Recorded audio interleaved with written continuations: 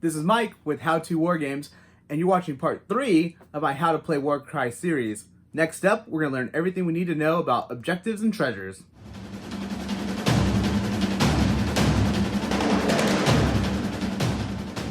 Sometimes the victory deck is going to require you to put down objectives or treasures on the battlefield.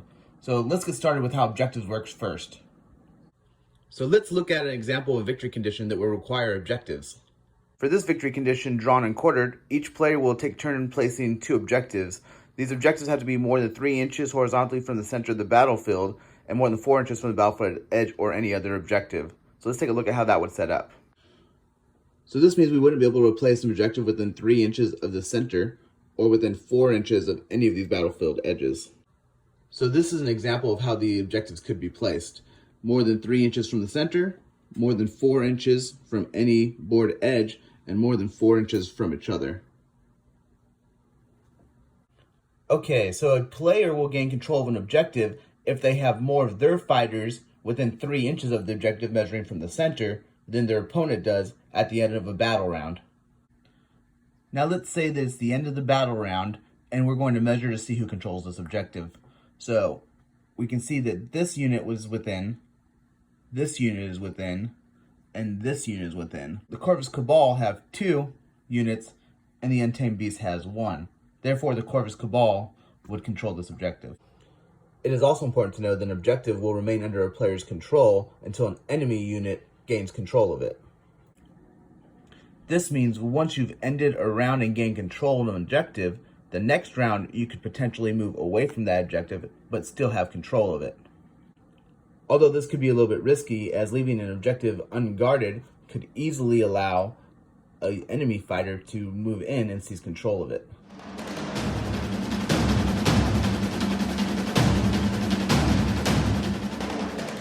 Now let's take a look at a victory condition that requires the use of treasures.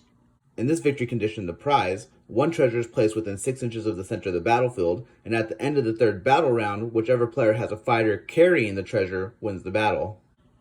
So we're going to say this is where the treasure ends up, which is within 6 inches of the battlefield center. If at any point during a fighter's move action, if they move within 1 inch of a treasure, they may choose to pick up that treasure. This Cabalist has a movement of 5, so during its move action, if he were to cross over this treasure and land here, he would have been within 1 inch of it and then could have decided to pick it up and carry it. Once a fighter picks up a treasure, it is then removed from the battlefield and they are said to be carrying that treasure. Another important thing to note is that a fighter may only carry 1 piece of treasure at any given time. A fighter that is carrying a treasure can use one of their 2 actions during a round to drop that treasure. If a fighter uses one of their actions to drop a treasure, it must be placed within 1 inch of them, either vertically level or lower. Dropping a treasure can be useful in instances when you want to transfer it to a more resilient character, such as if you wanted to drop it with this weaker fighter and then use the move action on a stronger fighter to then pick it up and carry it. In the instance that a fighter that's carrying a treasure is killed, they must immediately drop that treasure within 1 inch of them vertically level or lower. So in this situation, if this fighter were to die, we could place it here, or we could place it underneath him down here, and then he would be eliminated. And that just about sums up the ins and outs of objectives and treasures. Thank you for watching, and if you like this video, please subscribe, like, or comment down below.